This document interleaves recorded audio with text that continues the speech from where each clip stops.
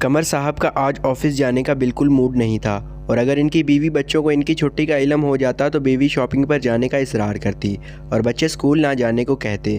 ابھی اس سوچ میں ہی تھے کہ ریحانہ بیگم اندر داخل ہوئیں اور کہنے لگی، آپ ابھی تک نہیں اٹھے، 7:15 ہو گئے ہیں، جلدی سے آئیں، ناشتہ ٹھنڈا ہو رہا ہے۔ رہنے دو بیگم، میری طبیعت ٹھیک نہیں ہے، قمر صاحب نے ڈھال سی آواز میں بولے۔ ہائے ہائے، کیا ہوا آپ کی طبیعت کو؟ خرم، مانیہ ادھر آئیں۔ ریحانہ بیگم گھبرا کر اپنے دونوں بچوں کو پکارنے لگی تو وہ دونوں یونیفارم سکول کا پہنے ہوئے تھے۔ بھاگے بھاگے آئے۔ کیا ہوا ہے مما اور پاپا، آپ کیوں نہیں اٹھ رہے؟ خرم نے پوچھا۔ بیٹا، آپ کے پاپا کی طبیعت ٹھیک نہیں ہے تو پھر ہم سکول نہیں جائیں گے۔ مانیہ بولی۔ قمر صاحب اٹھ کے بیٹھے نہیں ہیں۔ بیٹا آپ سکول جاؤ، میں نے ابھی دوائی لی ہے اور پہلے سے بہتر ہوں، مگر آپ نے تو ابھی ناشتہ بھی نہیں کیا ہے۔ ریحانہ بیگم نے کہا، کہیں آپ نے ناشتہ کیے بغیر تو دوائی نہیں لے لی؟ خرم نے پوچھا۔ نہیں بیٹا، صبح واک کے لیے گیا تھا تو میں نے ریڑھی والے سے نان چنے کھا لیے تھے، اور میرے خدایا آپ لوگوں کو باہر کی چیزیں کھانے سے منع کرتے ہیں، اور آج آپ خود نے باہر سے کھا لیا، اس لیے آپ کی طبیعت خراب ہو گئی ہے۔ ہمارے ساتھ والے ہمسائے نذیر صاحب نے بھی پرسوں ریڑھی سے ناشتہ کیا تھا، جس کی وجہ سے ان کو ہیضہ ہو گیا ہے اور وہ ابھی تک ٹھیک نہیں ہوئے۔ ہائے ہائے، میں کیا کروں؟ ریحانہ بیگم دونوں ہاتھ ملتے ہوئے کہنے لگی۔ خرم اور مانیہ جلدی سے اپنی خالہ رافیہ کو فون کریں اور ان کو بلائیں، میں اکیلی جان کیسے ان کو ڈاکٹر کے پاس لے کر جاؤں گی؟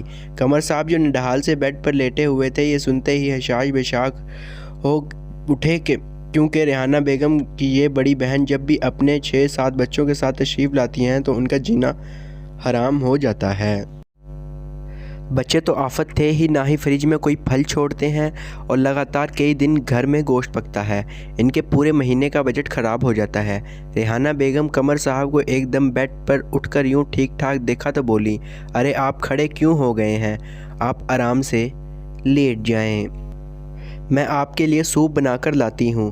سوپ نہیں، میرے لیے ناشتہ لاؤ، اور بچوں اپنے بیگز میں کاپیاں اور کتاب چیک کر لیں، میں آپ کی میڈم سے معذرت کر لوں گا کہ آج ہم تھوڑا لیٹ ہو گئے ہیں، اور بیگم آپ کے آگے ہاتھ جوڑتا ہوں، کسی کو بلانے کی ضرورت نہیں ہے، میں بالکل ٹھیک ٹھاک ہوں۔ پہلے قمر صاحب کا جی چاہا کہ بیگم اور بچوں کو سچ بتا دوں، لیکن اس سچ کا بچوں پر اثر نہ پڑ جائے، کہیں بچے ایسا کرنا شروع نہ کر دیں۔